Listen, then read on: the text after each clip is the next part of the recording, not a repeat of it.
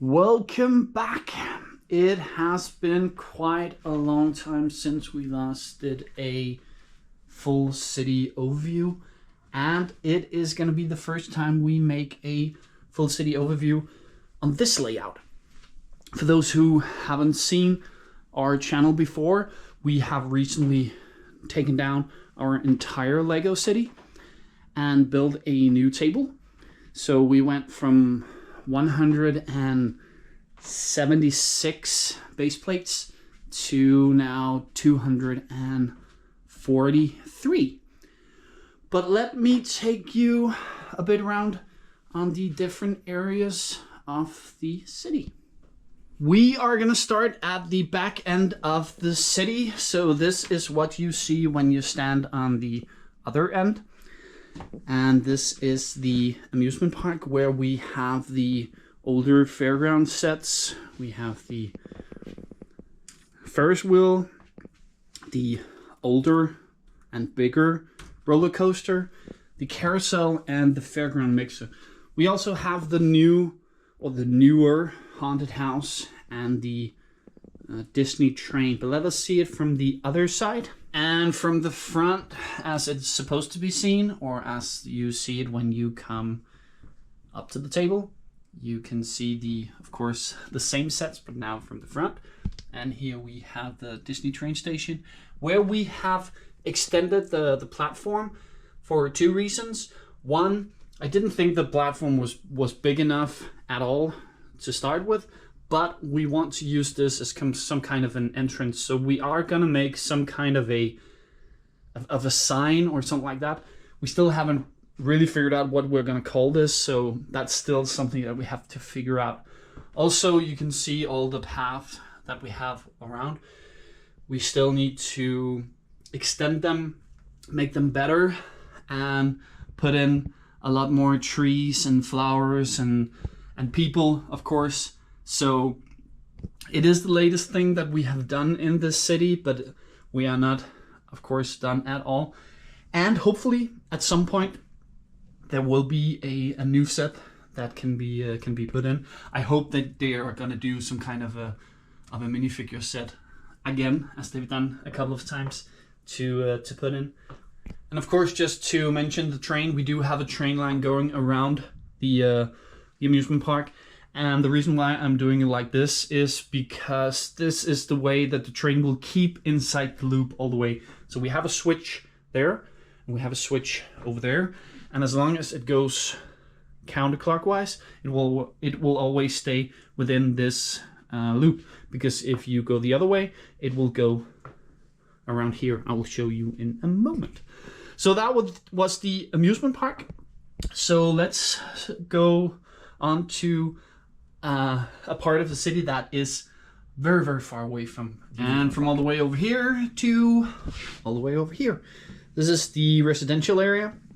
I've tried to put as much of the sets I have in, or that we have in, without making it look cluttered and without making sets unreachable from the roads. I have succeeded with that pretty much everywhere except one place, and that is this one, the Vestas windmill. And it cannot, or it isn't attached to the road. I could do something about this, but I haven't chosen not to. So we have the Home Alone house and the Simpsons house, and behind that, as I said here, the Vestas windmill, an old 3-in-1 house, and the family house. Over here, a older creator house. This is a mock by Mrs. Lunabrick. She's taken two of one of the newer sets and made her own little house. Put in a few of our own pieces, base plate, and a few pieces, but not a lot. The Simpsons house, yeah. 2 apple tree house, a little gas station with a couple of different sets, and 2007 house. I can't remember what the name is, but and then the old haunted house. So this was very important to have it close to the amusement park, or let's just say it was important for people in this area to be able to go everywhere in the city. And we also extended the road all the way up here to the other areas that I will show you in a moment. But it's not the most exciting area, but it is an area that I'm very, very glad that we have in this city. The next area I want to show you is the downtown area where we have all our modulars. We do have a version of all the modulars. I would say we are not in possession of the Market Street, but it doesn't really matter because I don't look at this. Look at it. I see it as a modular, but all the other ones we have, plus a few rebrickable models. For example, the Courthouse and the Alternate Pub, and over there we have the Daily Press. I think that is, nope, we also have the El Cubo Cafe. So that is made of 2 police stations. That is made of a corner garage, the Daily Press, a police station, and this one, the Boutique Hotel. And then 2 of the Marvel sets, the Daily Bugle and the Sanctum Sanctorum, and a Spring Lantern Festival at this area. This is the same size as we had in our old city, if anyone saw that, but just flipped around. And I have one space that I have a bit of problem reaching, and that is this space plate. But underneath here, if we go over to this, underneath this Spring Lantern Festival and these 2 road plates, we do have an access hole that you can see underneath here. So I do have the opportunity to get in there if I need to. I've tried to make the table so that I don't have to do that much crawling underneath the table, but it could be necessary at some point. In the front here we have a little park in front of the town hall, and right here is an area that is quite important for me. This is Mrs. Looneybricks, this is me, this is my little sister, and this is a statue that we made to kind of make a tribute to our father that passed away a little over 2 years ago. So this is the JRJN Memorial Park inside of the Town Hall Park. It is absolutely my favorite piece, my favorite area. It is also the area that has the most pieces, I would guess. It should be. So it's the one that we have made the most effort in, I would say. There is Mills Plate all the way up here. There's still a couple of them that hasn't been Mills Plate. The Alternate Pub and the Parisian Restaurant hasn't, and then there are 3 or 4 else that hasn't been, but they are being. I just need a few more parts to be able to do a few of them. But that was the downtown area, the upper level. Just to tell you that the upper level, it is built on a table on itself. So it's a table on the table with all these walls around. I think I've calculated that I have used around 2,500 of the small 1x2 masonry bricks to make the entire wall, but I do think it looks absolutely amazing. The front area up here is pretty much divided into 2 sections. We have the beach and we have the camping area. The beach here is quite a lot bigger than the last beach we had, and I absolutely love it. We are still missing on needing to get a few of the plates, and if we are gonna do some kind of Mills plating on this, we are gonna keep this in this level and then just building it up over here with some of the other bricks and plates that we have. But in this we have, of course, the lighthouse. We have a couple of the boats and little jet skis, and yeah, this is not supposed to be over here. I actually don't know why that is there. and we have the old fishing shop, and we have a couple of smaller buildings. We're still needing to do a lot more detail on it. We have had the suggestion to make a volleyball, beach volleyball court patch, whatever. And I do like that, and that will be something that we are going to do. I think just need to figure out what pieces and what to do up here. And over here we still need to get some more of these transparent blue tiles, trans clear blue, whatever it's called. But it is looking absolutely amazing.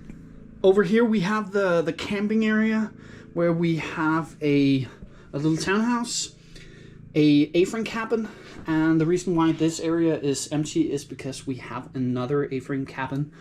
I was about to say on its way. We have gotten it. We have started building it, but we're not completely done yet. But that is going to be there. Then we have a log cabin and the treehouse, the bigger treehouse. All the other things that you're going to see, except the minifigures, of course, is about the same mocks. Not completely true. I have taken some inspiration on the trees from other people, but we did want to have a stream that went over and around, so that first of all we could have a not big but bigger lake right here, but also so that we could have different scenarios in the area. It is situated close to the beach. By design, I would say it is easier to make a transition between these two than it is to make a transition between some of the other areas. And I want the first part of the city to be not that cluttered, and it is almost impossible to make this area as cluttered as that area or that area up there. So it's kind of supposed to be soothing and making people think that this could be a nice place to be. We have paths, we have flowers, we have trees, we have small campers. It's just all in all a good little place. We have a dog park and some places to sit and enjoy the landscape and have a nice time. So that is the general idea of this area in front. It is 30 base plates, or it is 30 base plates up to here. So here it's 30, and if I count in these, which of course could, it would be 45 base plates. So it's a lot of space out of the 243 base plates of space we have in the entire city. But we absolutely love it. Not done at all, but I just wanted to show it like we have it right now. There's going to be a lot more detail and a lot more fun. Did just want to tell about this as well. This is a lake that we transferred from the old layout.